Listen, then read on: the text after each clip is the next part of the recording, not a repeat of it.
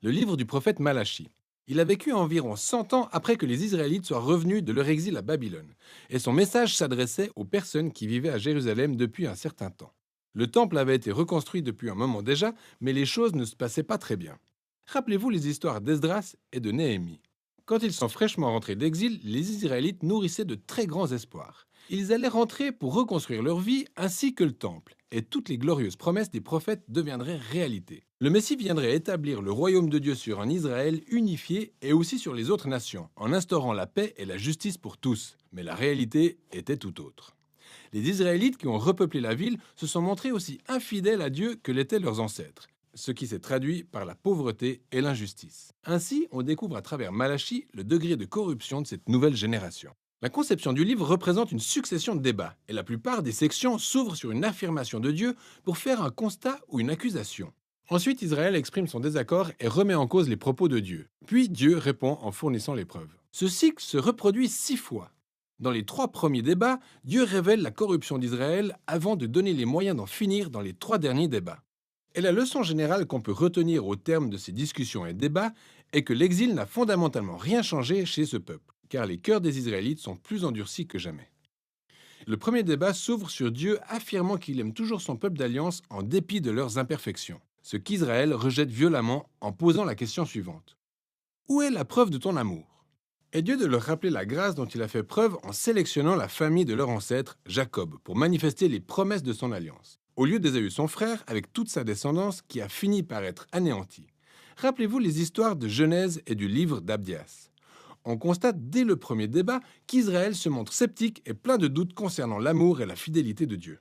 Le deuxième débat met l'accent sur un problème lié au second temple d'Israël. Dieu accuse les peuples de profaner et souiller le temple, ce à quoi ils osent réclamer en ces termes.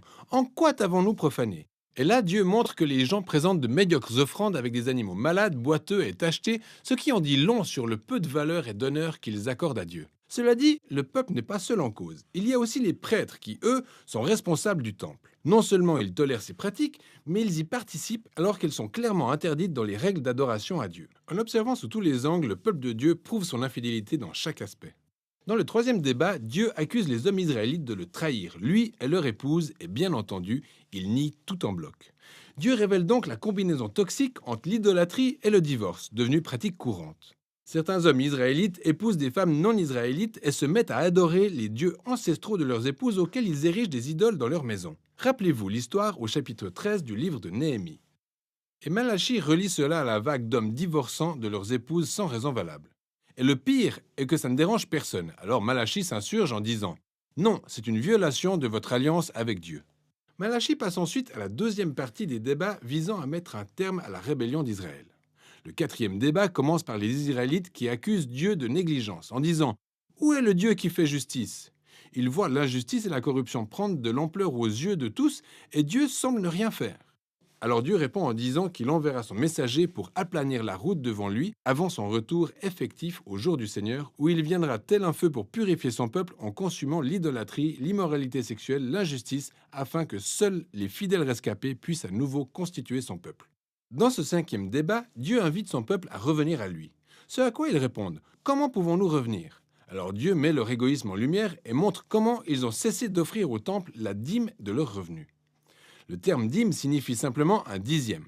Ce dixième est calculé sur le montant de leurs revenus et profits que les Israélites sont tenus de donner chaque année pour soutenir le temple et ses prêtres. C'est une pratique décrite en divers endroits de la Torah. Et nous savons par Malachie et à travers le livre de Néhémie que les gens négligeaient cette responsabilité alors que le temple tombait en ruine. Raison pour laquelle Dieu les a mis face à leurs responsabilités. Il a promis de les bénir avec abondance à la seule condition qu'ils soient fidèles. Dans le dernier débat, le peuple accuse Dieu en disant qu'il est inutile de le servir parce qu'il voit de mauvaises personnes emplies d'orgueil réussir dans la vie pendant que Dieu ne leur fait rien. Et pour la première fois dans le livre, la réponse de Dieu ne se résume pas à un discours, mais une petite histoire sur les fidèles rescapés en Israël. Des personnes qui craignent le Seigneur, qui aiment se retrouver pour échanger sur les meilleurs moyens d'honorer Dieu et de le servir.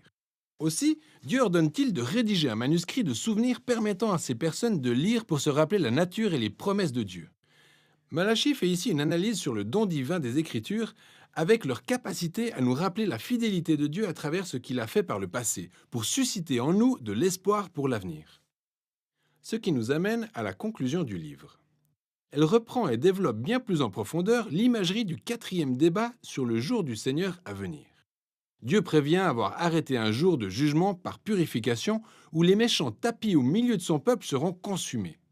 Mais la conclusion montre aussi l'avenir des fidèles rescapés, car pour eux, le jour du Seigneur n'est en rien une menace, plutôt une source de joie. Ce sera comme les rayons du soleil levant qui apportent guérison, vie et espoir pour l'avenir. Alors que les débats de Malachie arrivent à leur terme, on réalise que ce livre a encore des choses à révéler. Les 3 derniers versets ne sont pas liés au débat, et en fait, ils servent d'annexe finale, venant clôturer non seulement le livre de Malachie, mais aussi toute la collection de la Torah et des prophètes. Tout d'abord, le lecteur est invité à se souvenir de la loi ou, comme mentionné, la Torah de Moïse, mon serviteur. Pour rappel, c'est l'histoire et les lois de l'Alliance figurant dans les 5 premiers livres de la Bible. Et on découvre par la suite le résumé des livres des prophètes. Je vous enverrai Élie, le prophète, avant que le jour du Seigneur arrive, qui tournera le cœur du peuple de Dieu. Cette conclusion rassemble la Torah et les prophètes, telle une histoire unifiée tournée vers l'avenir. Le peuple d'Israël a été racheté par Dieu, mais ils l'ont trahi par leur rébellion et leur cœur endurci en enfreignant les lois de la Torah. Mais les Écritures se projettent sur un jour à venir, où Dieu enverra un prophète d'un nouveau type, semblable à Moïse et Élie, et qui rétablira le peuple de Dieu et guérira son cœur endurci. Rappelez-vous toutes les promesses de Deutéronome, de Jérémie et d'Ézéchiel. C'est pourquoi cette annexe finale présente les Écritures comme un cadeau de Dieu à lire, à méditer, à utiliser comme base de prière, car elle traite véritablement et en profondeur de la condition humaine, de notre égoïsme et de notre péché. Mais elle annonce également la promesse de Dieu qu'un jour, il enverra un messager et descendra en personne pour triompher du mal, restaurer son peuple et établir sa justice réparatrice. Et cette espérance à venir est le principal but dont il est question dans Malachie, la Torah ainsi que tous les écrits des prophètes.